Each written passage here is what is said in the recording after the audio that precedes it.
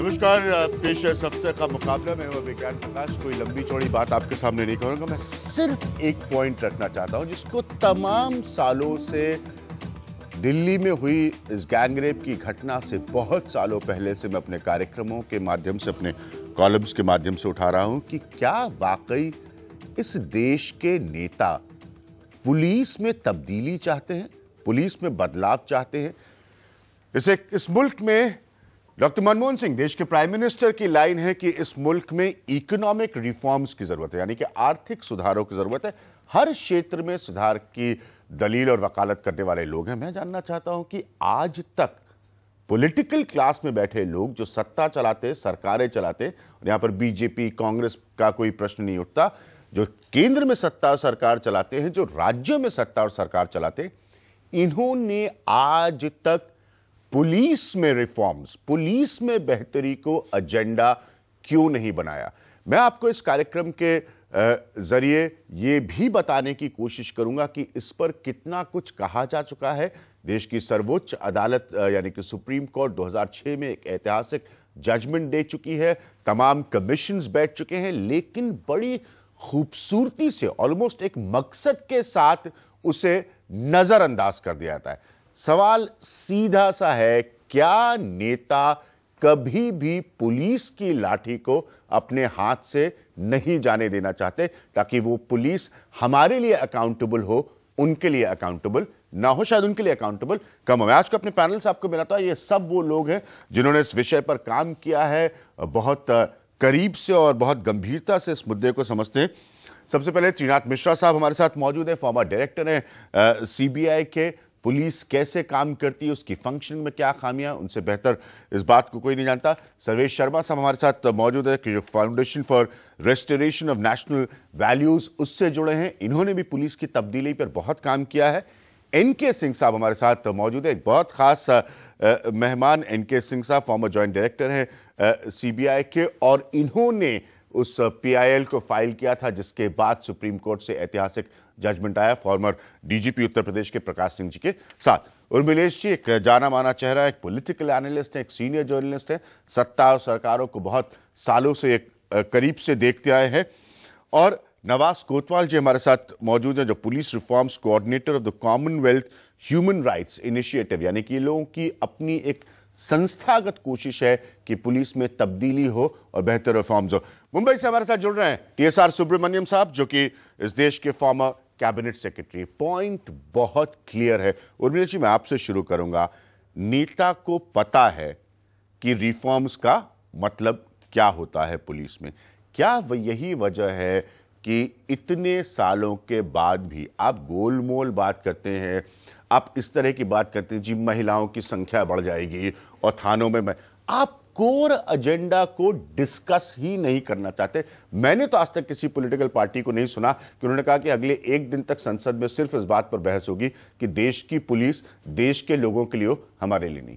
बिल्कुल सही। और इसकी वजह है अभिज्ञान, मैं समझता हूं सिर्फ नेता नहीं, तो जो पूरी इंडियन स्टेट है, हाँ, जो भारतीय राज्य है, हाँ, वह नहीं चाहता कि इस देश में पुलिस रिफॉर्म हो। 1861 की पुलिस एक्ट जो हमारा है, वो 1857 आजादी की पहली जंग, जिसको भारत की जनता ने अंग्रेजों के खिलाफ लड़ा था अपनी मुक्ति के लिए, उस स्वाधीनता संग्राम के बाद अंग्रेजों ने 1861 का पुलिस एक्ट लाया, जिसके आधार पर भारतीय पुलिस का एक खास ढंग से संगठन हुआ, गठन हुआ। सवाल इस बात का है कि इतने सारे कमीशन, इतनी सारी कमेटियां, इतने सारे विशेषज्ञों की संस्तुतियां, इसके बावजूद सुप्रीम कोर्ट का 206 का एक महत्वपूर्ण डायरेक्टिव, इसके बावजूद इंडियन स्टेट ने कभी नहीं एक शिद्दत के साथ महसूस किया कि अगर उसको इकोनॉमिक रिफॉर्म्स की जरूरत है, अगर उसको बहुत सारे और रिफॉर्म्स की जरूरत है, पुलिस रिफॉर्म्स की जरूरत क्यों नहीं है। तो मुझे लगता है कि जानबूझकर ये वेस्टेड इंटरेस्ट है इंडियन स्टेट का, क्योंकि वो भारतीय जनता पर जिस तरह पहले के राजा महाराजा रूल करते थे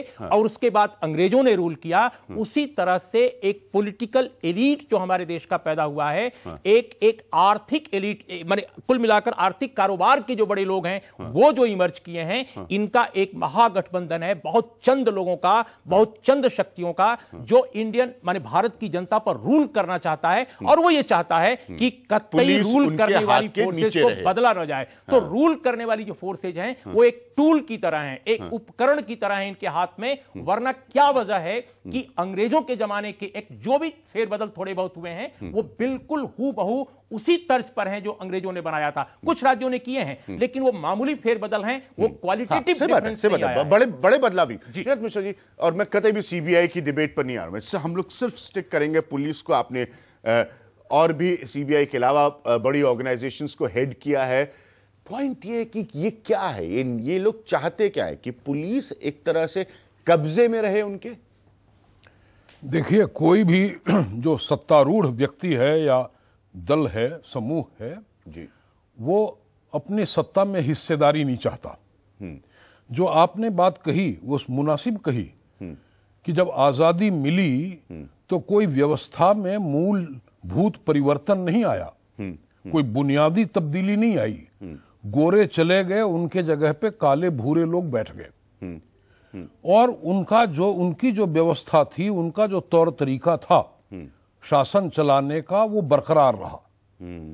इसीलिए पुलिस में या गवर्नेंस में भी कोई खास बुनियादी तब्दीली नहीं आई। मतलब वो हैंगओवर अभी भी है, उस असर में अभी भी आप जी रहे हैं 2013 के हिंदुस्तान। देखिए, जो हमारा गवर्नेंस सिस्टम है उसमें वायलेंस की मोनोपोली सरकार के पास रहती है।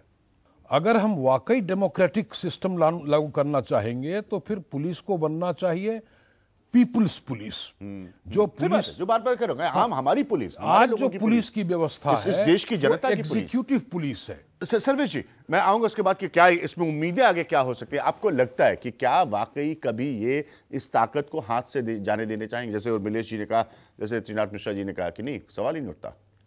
आप बिल्कुल ठीक कह रहे हैं। शासन कभी भी ये नहीं चाहेगा कि पुलिस की पावर उसके हाथ से चली जाए। और मैं जब शासन कह रहा हूँ तो शासन में पॉलिटिकल लीडर्स भी शामिल हैं, मिनिस्टर्स भी शामिल हैं, उसमें ब्यूरोक्रेट्स भी शामिल हैं, उसमें सीनियर पुलिस ऑफिसर्स भी शामिल हैं। बिकॉज जब आप पुलिस की बात करते हैं तो पुलिस का जनता से जब संबंध होता है वो constable, sub inspector, inspector level पे होता है। उनके पास पावर नहीं है, कुछ भी नहीं है।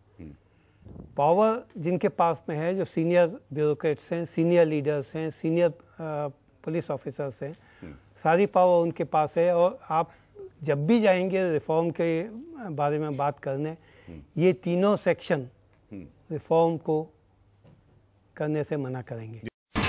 India's #1 news app just got even better. Download NDTV's new app. Fully optimized for retina display, full screen view, faster response time, and Sudoku. NDTV's new iPad app. Download now.